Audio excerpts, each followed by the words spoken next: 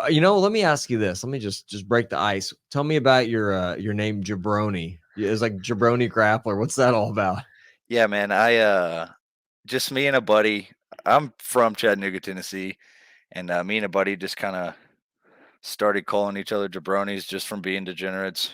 Uh-huh. Just like drinking and partying and doing stupid shit, And he just started calling me Jabroni, and all of our other friends started calling me Jabroni, and it just kind of made sense to make my grappling name Jabroni Grappler. All right. We just kind of use it as like, it's like really The Rock made it famous, kind of Sure. like tomato can type word. People were Yeah. supposed to lose, and I just thought it would be funny, and it kind of just was a hit. People seem to love it. They love the Jabroni, whatever. Well, I feel like at this point, I could literally steal anybody's move and just put Jabroni at the front of it, and people would like legitimately think it was mine. Really? It's kind of like associated with you now, like the kind of like Yeah, tagline. for sure. Interesting.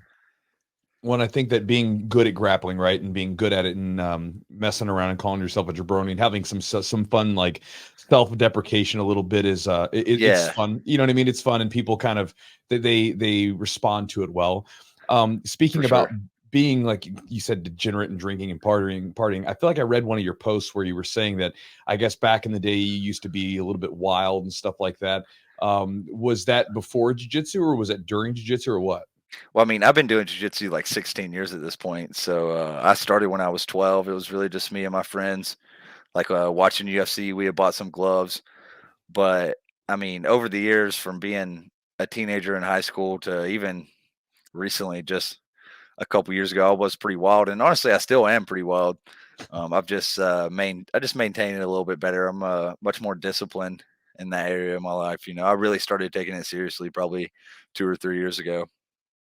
What's being wild entail? What's like a wild evening? What's a wild Elijah Carlton story? Oh man, what kind of like podcast is this? Is this like whatever you PG rated, or we're not like it's? I mean, we're all adults here, so it's fine. Yeah, well, damn, I don't know. There's just too many to talk about. But what's a fun time? What's a fun memory that you maybe have kind of growing up as a kid, or even jiu-jitsu memory or something? Well, I mean, honestly, I kind of got this image like in the jiu-jitsu community of being this dude who would like not train and would stay up all night and drink and party and do drugs and then go up and then show up at tournaments without any sleep and just wreck people. That's kind of how like that image of me like got into the scene. And Brandon McCatherine really well. He started calling me the bad guy years ago, and I stuck with that one for a while. And then I just seemed it just deemed like more appropriate to call me the jabroni. Yeah, just degenerate kind of.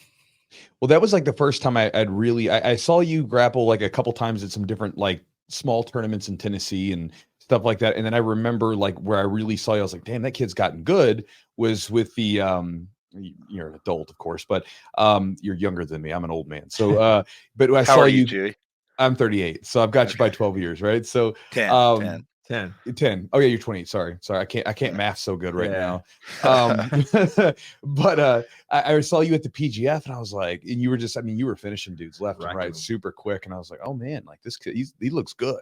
Like he's definitely made some strides and stuff. When do you feel like with your jiu-jitsu, because obviously you've been doing it for a long time, and you're obviously, everybody kind of comes into their own to where they start to have that moment like, man, I am pretty good at this stuff.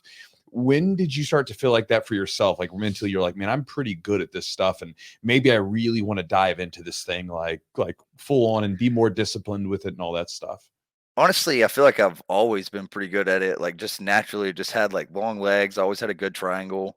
I was training with older dudes. I was training with grown men when I was like 12 years old, and I really couldn't do anything but to hold them off, but throw people in a close guard and try to triangle them. And then I quit coming for 3-4 years, and I started rock climbing a lot, and I got strong, and then I grew up, and then I was an adult, and I came back to it and started training in the gi and got even better at it, and just did that for a long time. It was just super competitive. And honestly, I think the turning point for me was like kind of opposite of what you were saying. I think I realized that I wasn't actually nearly as good as I thought I was when I opened my gym. opened a gym, and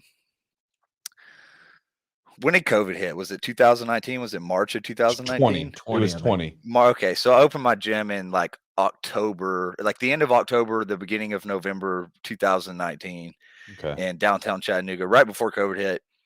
And within like 3 or 4 months, I had ran out of stuff to teach, and I was just like, damn, I don't think I really understand this like I thought I did. I could do a lot of stuff and had a few moves that I was really good at it. And then and it just kind of hit me. I was like, damn, I really am not as good as I thought I was. I started stepping up in competition, and I was getting beat by people that I thought I was better than. And that was kind of the turning point for me. I was like, okay, I need to step this up a little bit. If I'm going to keep doing this, I need to study.